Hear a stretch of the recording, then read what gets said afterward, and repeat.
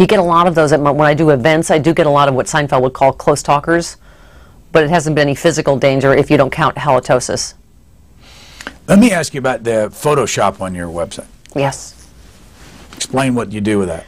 Oh, well, it's listeners send those in. It's Photoshop fun. They'll just take different pictures, normally of people in the Bush administration, and put them in unfortunate poses and unfortunate places. It's very immature and delightful.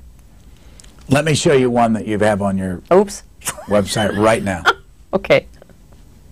This has a cut line, I think, of baby blood. Oh, dear. Oh, dear. I think someone mentioned, rather unkindly, Brian, that Cindy McCain resembles an alien in V.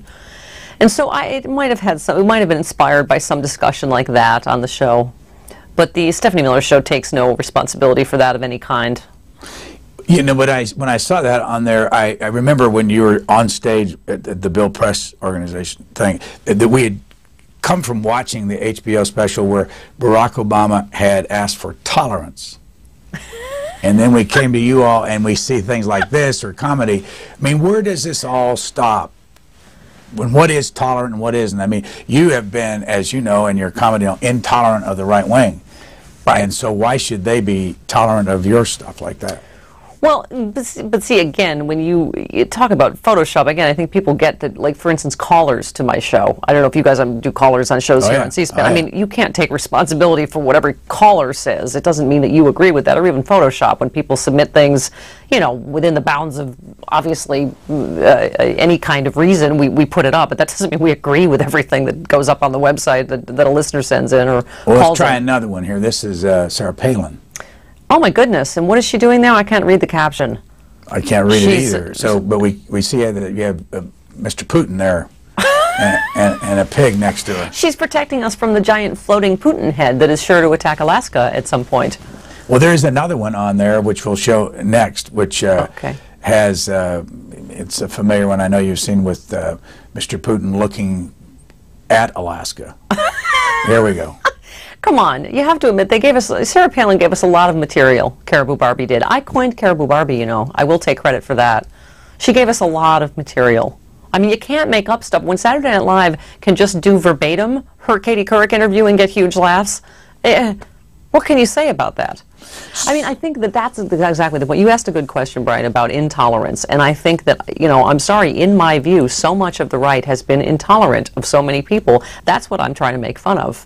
In some ways, I mean, Sarah Palin was so divisive and partisan when she's saying Barack Obama pals around with terrorists, and that's not divisiveness. And so I think that obviously with our comedy, and comedy can be a little rough and tumble. We're obviously trying to you're right, make fun of their intolerance.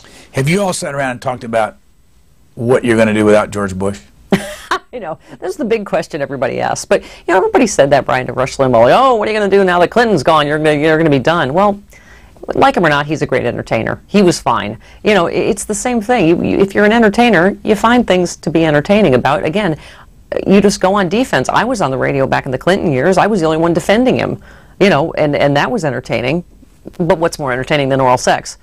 But my point is, we had an entertaining show then. Hopefully we do now. Hopefully, again, we're back on defense. A lot of what you're making fun of is the people attacking Barack Obama now. And it's not to say that we make fun of Democrats, too. We make fun of everybody. I've often said that my show, and it's hard to do this, Brian, to come up with a show that theoretically appeals to absolutely nobody. Because I've often said we're too liberal for conservatives and we're too politically incorrect for liberals. So really, in a way, it's sort of a perfect plan. So go back to time of day. You've done television late at night. You've done equal time on, what was that, CNBC? CNBC, And you did it with? Babe Buchanan, who hated me with the heat of 1,000 white-hot suns. And in another story of magical unity, we actually had a lovely time together at the Republican convention. She came back on the radio show and was delightful to me. Did she really hate you, or is this part of the shtick? Oh, I think she did. I think time has dulled it now. But why would she hate you? Oh, so many reasons. She used to start every sentence with, once again, Stephanie, you're wrong. Let me explain the facts to you. And so it was sort of we were a little bit of a mismatch. I was kind of doing the Tonight Show, and she was doing Crossfire, and so it was a little bit of a train wreck.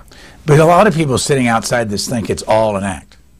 that when you see people on the left and the right coming together, that they really basically go at each other on the show and then go have dinner together and say, yeah, no, with Bay and I, we actually, as I recall, the ratings went up like 60% because I think it's hard to fake that kind of hatred.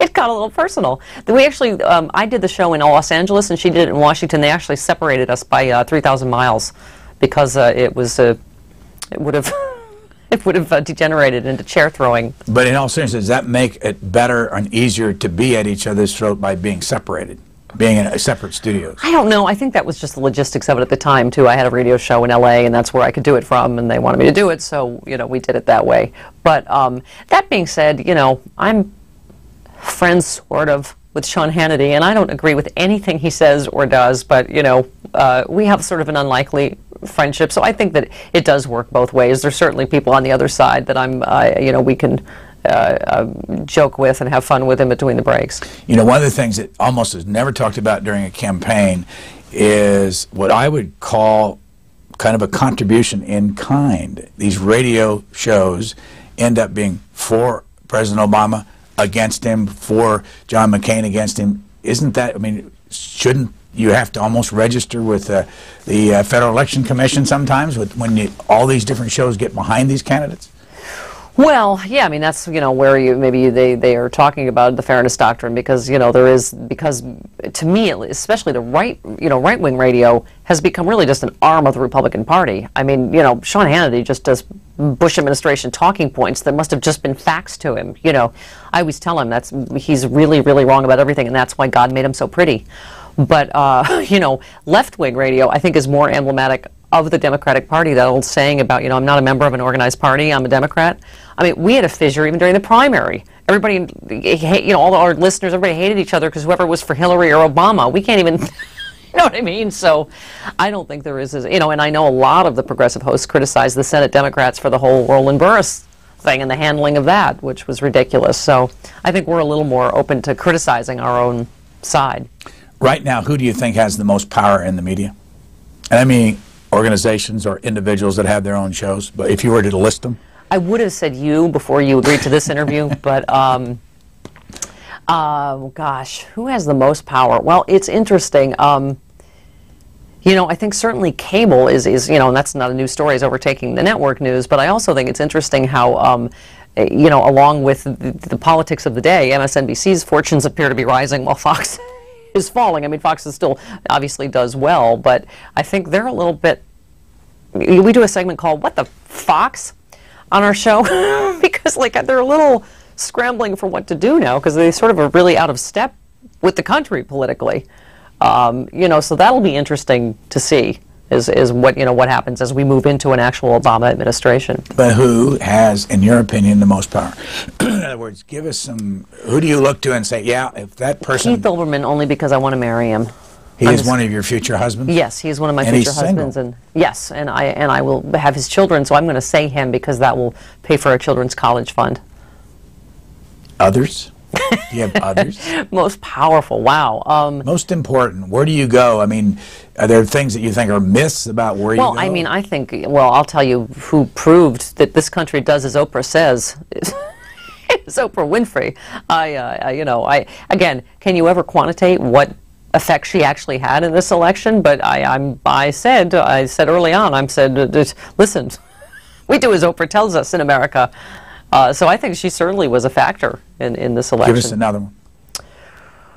Oh my gosh, Rush Limbaugh. Still, whether again like him or not, he's enormously influential. He's on a ton of radio stations. He's apparently pill-free, which good for him. Another one.